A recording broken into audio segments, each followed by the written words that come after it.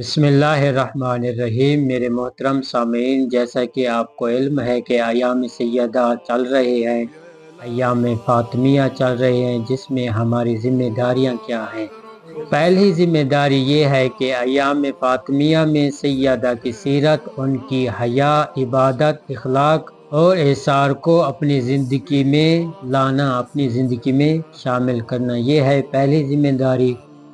دوسری ذمہ داری یہ ہے کہ ان کی مظلومیت کو یاد رکھنا۔ جس نے فاطمہ کو ستایا اس نے رسول اللہ کو ستایا، جس نے فاطمہ کو تکلیف دی اس نے رسول اللہ کو تکلیف دی، اس نے سیدہ کو تکلیف دی، اذیت دی۔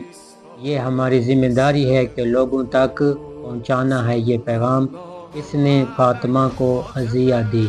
تیسری ذمہ داری یہ ہے کہ ولایت علی کا دفاع کرنا، کیونکہ سیدہ فاطمہ آخری سانس تک ولایت علی کا دفاع کیا، ولایت علی کا علم بلند کیا، ولایت علی گھر گھر جا کر بتایا۔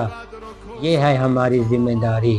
چوتھی ذمہ داری یہ ہے کہ صدقہ خیرات، نیکیوں کو سیدہ کی روح مقدس کو ہدیہ کرنا، یعنی ذکر کرنا اور سیدہ کی روح کو ہدیہ کرنا، قرآن کے ذریعے ذکر کرنا، صدقے کے ذریعے سیدہ کی روح کو، تسبیح فاطمہ کے ذریعے بھی آپ سیدہ کی روح کو ہدیہ کر سکتے ہیں۔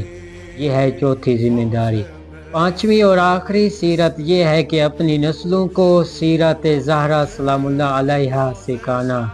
ایک اور چھوٹی سی گزارش ہے مومنین سے، وہ لمحہ کبھی نہ بھولیں جب سیدہ فاطمہ پر دروازہ گرایا گیا اور دروازہ بطول پر آگ لگی گئی اور محسن شہید ہو گیا اور مولا علی علیہ السلام کے گلے میں رسیاں ڈال کر لے گئے تھے۔ ان لمحات کو کبھی نہیں بھولنا چاہیے۔